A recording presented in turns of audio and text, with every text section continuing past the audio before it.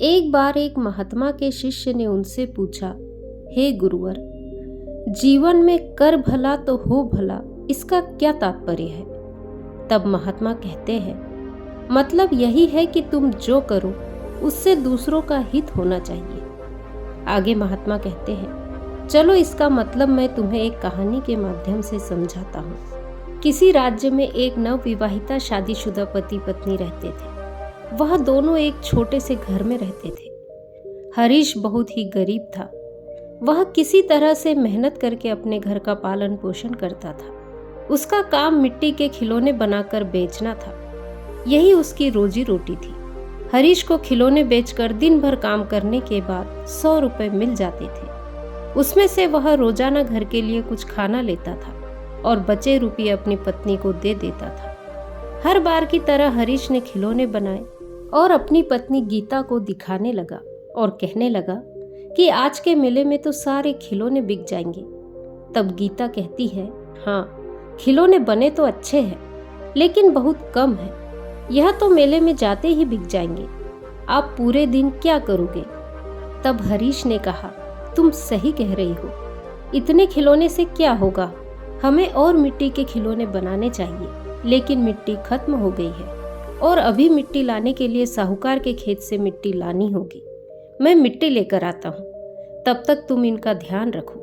तब गीता कहती है, साहूकार के पास क्यों? यहीं पास से ले आओ।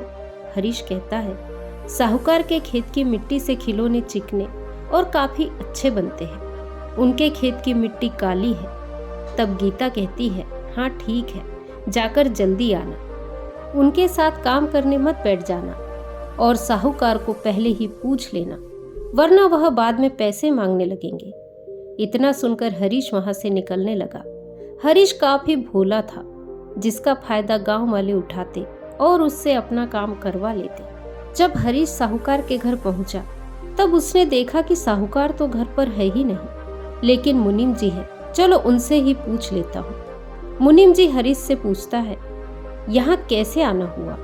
हरीश ने मुस्कुराते हुए कहा, मुनीम जी, मैंने सुना है आपके तालाब वाले खेत की मिट्टी काफी अच्छी है, तो अगर आप इजाजत दे तो मैं थोड़ी मिट्टी ले लूं, क्योंकि आपकी मिट्टी से मेरे खिलौने काफी अच्छे बनते हैं। तब मुनीम मन ही मन सोचता है, अरे साहूकार ने तो मुझे उस खेत के कुएं को खोदने के लिए कहा है, तो क्यों ना मैं इस बेवकूफ से ये काम करवा लूं। वैसे भी सारे गांव का बोझा उठाते हुए ये घूमता है, क्यों ना मैं भी बहती गंगा में हाथ धो लूं।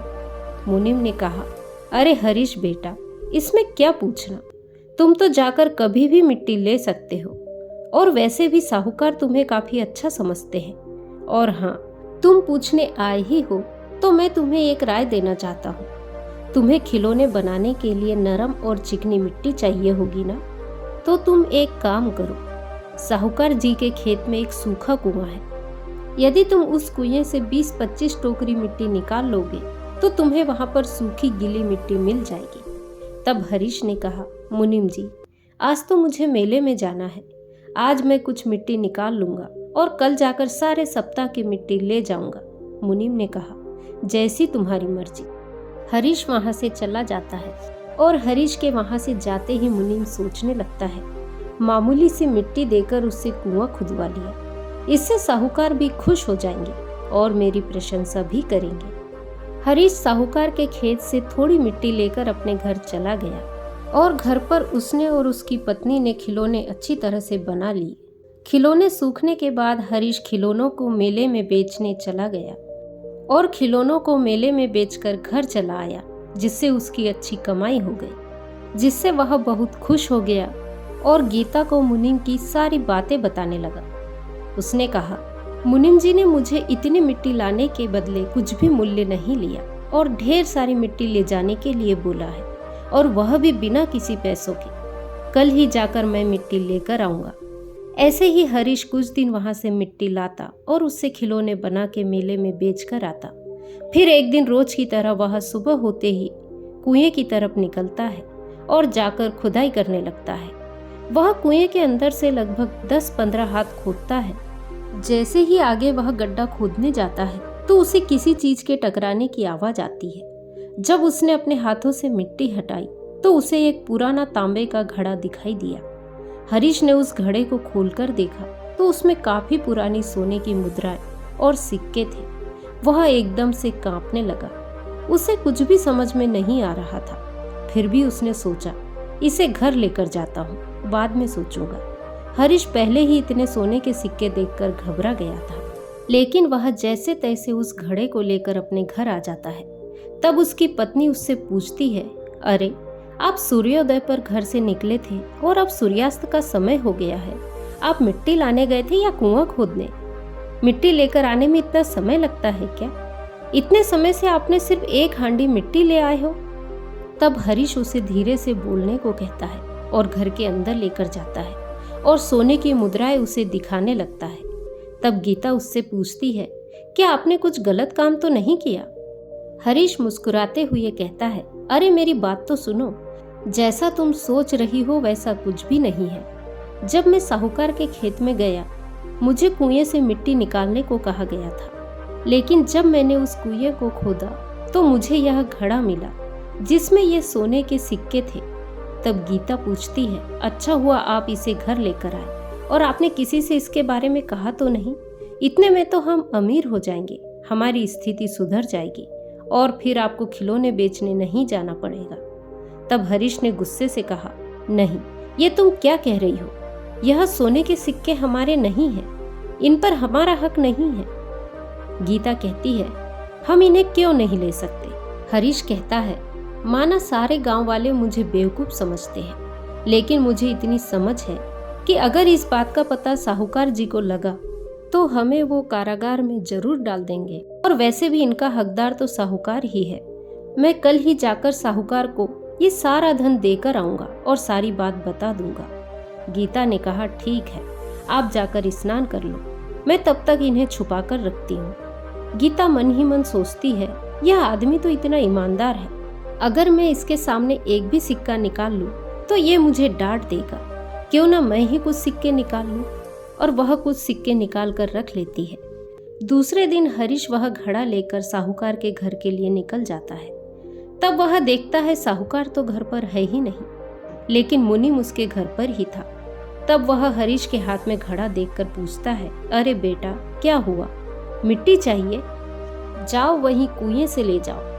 तब हरीश कहता है, नहीं मुनीम जी, मैंने मिट्टी कल ही ले ली और मुझे कल मिट्टी खोदते समय यह घड़ा मिला है जिसमें मुझे ये सोने के सिक्के मिले हैं। तब मुनीम हैरान हो गया और सारा वाकया सुनने लगा। उसे तो विश्वास ही नहीं हो रहा था। तब हरीश कहता है, मुझे यह घड़ा साहूकार जी को देना है, मगर वह तो घर पर है ही नहीं। लेकिन अच्छा हुआ मुनीम जी, मुझे आप मिल गए। आप ये घड़ा ले लो और साहूकार जी को दे देना। मुनीम कहता है, हाँ बिल्कुल, मैं यह साहूकार जी को दे दूंगा, यह तो मेरा फर्ज है। और हाँ, इसके बारे में तुम किसी भी गांव वाले से कुछ मत कहना और कहीं भी इसका जिक्र मत करना। तुम तो बड़े ईमानदार हो। अब तुम जाओ, मैं यह घड़ा साहूकार जी को जरूर दे दूंगा। सोने के सिक्कों से भरा घड़ा देकर हरीश वहां से निकल जाता है। तभी मुनीम सोचता है, मेरी अकल क्या घास चटने गई है जो मैं यह सब कुछ साहूकार को दे दूंगा। अगर मैं यह सब साहूकार को दे दूंगा तो मेरे पास क्या ही बचेगा। इतने दिन काम करके भी मुनीम ही बना रहूंगा। अब मैं भी इसे अपने पास रख लेता हूँ और साहूकार के जैसा सब कुछ खरीद लूंगा। घर, खेत, गाड़ी, बंगला सब खरीद लूंगा और गांव का सेठ बन जाऊंगा और किसी को कुछ पता भी नहीं चलेगा। उस बेवकूफ हरीश को फंसा दूंगा। वैसे भी उसकी बात का कोई यकीन नहीं करता। उसे फंसाकर मैं इससे मुक्त हो जाऊंगा। वाह, क्या दिमाग पाया है मैंने। अगले दिन उधर भोला हरीश अपनी रोज की तरह खिलौने बेचने जा रहा था और जाते वक्त अपनी पत्नी गीता से कहता है, आज रात को देर हो सकती है। जब तक सारे खिलौने नहीं बिकते मैं नहीं आ पाऊंगा। गीता भी कहती है, पता है, आपकी ईमानदारी का फल आपको जल्दी ही मिलेगा। इतनी मेहनत से बने खिलौने जल्दी बिक जाएंगे और मैं भी घर के काम करके खाना बना कर रखूंगी। इतने में मुनीम साहूकार को लेकर हरीश के घर आता है और उस पर इल्जाम लगाने लगता है, मैंने कल इसे आपके खेत में से कुछ ले जाते हुए देखा है। जब मैं इसके पीछे आया तो मुझे इसके आंगन में से एक सोने की मुद्रा मिली। इसका साफ साफ मतलब है कि इसे जरूर हमारे खेत में से कुछ मिला है और मैंने इन दोनों को कल बात करते हुए सुना था। हमें इनके घर की तलाशी लेनी चाहिए। मुनीम ने सिपाही को बुलाया। तब गीता डरने लगी। वह तलाशी से मना कर रही थी। तब हरीश सारी घटना साहूकार को बताता है और कहता है, जब मैं आपके खेत के कुएं में खुदाई कर रहा था तब मुझे सोने के सिक्कों से भरा घड़ा मिला तो था और मैंने वह मुनीम जी को लाकर दे दिए। साहूकार को मुनीम पर भरोसा था, इसीलिए उसने मुनीम की बात को ही सच माना था और हरीश से कहा कि मैं तुम्हारे घर की तलाशी लेना चाहता हूँ। हरीश कहता है, क्यों नहीं, आप जरूर मेरे घर की तलाशी ले सकते हैं, क्योंकि मुझे जो मिला था वो मैंने मुनीम जी को लाकर दे दिया था और आपको देने के लिए कहा था। मुझे किसी बात का डर नहीं है, आप बेझिझक मेरे घर की तलाशी ले सकते हैं। गीता के मना करने पर मुनीम कहता है, जरूर सोने के सिक्कों के साथ इन्हें और कुछ भी मिला होगा, इसीलिए तो ये हमें रोक रही है। फिर उन्होंने तलाशी ली। तलाशी के बाद जब सोने की कुछ मोहरें मिली तब हरीश को कुछ समझ नहीं आया और सिपाही उनसे पूछता है, क्यों तुमने तो सारे सिक्के मुनीम जी को दे दिए थे, अब ये कहाँ से आए, जबकि तुम दावा कर रहे हो कि सिक्के तुमने मुनीम जी को ही दिए हैं। अब यह कहाँ से आए जरा बताओ। हरीश ने साहूकार से कहा, आप मेरी बातों का यकीन कीजिए, मैंने कल ही मुनीम जी को सारी मुद्राएं दे दी थी। साहूकार भी हरीश से पूछने लगता है, जब तुमने सब कुछ मुनीम को दे दिया था तो यह कहाँ से आया, सीधे सीधे बताओ, वरना सिपाही तुम्हें कारागार में जरूर डाल देंगे। डर के मारे हरीश रोने लगता है। तब उसकी पत्नी गीता कहती है, साहूकार जी, मेरे मन में लालच आ गया था और मैंने कुछ सोने के सिक्के रख लिए थे ताकि हमारे घर की गरीबी दूर हो सके। बस बाकी की सारी मुद्राएं मेरे पति ने इन मुनीम जी को दे दिए थे और अब ये झूठ बोल रहा है। मुनीम ने कहा, ये अपने पति के साथ है, दोनों मिलकर मुझे फंसाना चाहते हैं ताकि इन्हें कारागार में न जाना पड़े।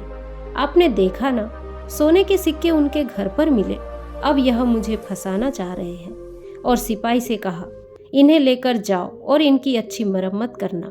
लेकिन साहूकार अभी भी शांत ही थे। कुछ दिन होने के बाद वह एक दिन अचानक मुनीम के घर जाते हैं। तब साहूकार देखते हैं मुनीम तो सिक्के गिन रहा था। तब मुनीम साहूकार को देखकर हैरान हो जाता है।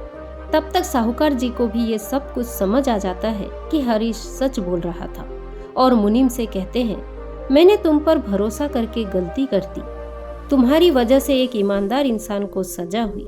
कुछ देर बाद सिपाही भी वहां आ जाते हैं और साहूकार मुनीम को हरीश की जगह जेल में भेज देता है।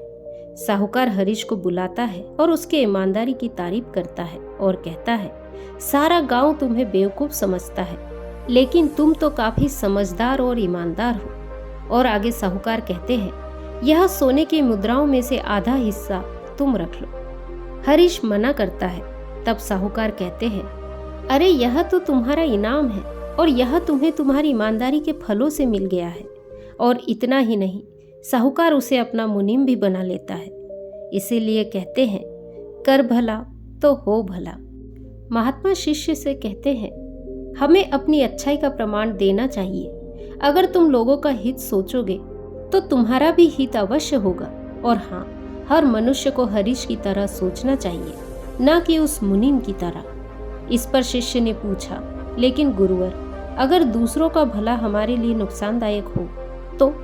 तब महात्मा मुस्कुराते हुए कहते हैं, जो लोग हमारे लिए बुरा चाहते हैं उनके लिए हमें भी बुरा नहीं सोचना चाहिए, बल्कि हमें उन्हें समझाने की कोशिश करनी चाहिए और उन्हें सहायता देनी चाहिए। तो दोस्तों, आज की कहानी यदि आपको पसंद आई हो तो वीडियो को लाइक, शेयर, कमेंट करें और मेरे चैनल को सब्सक्राइब करें। नमो बुद्धाय।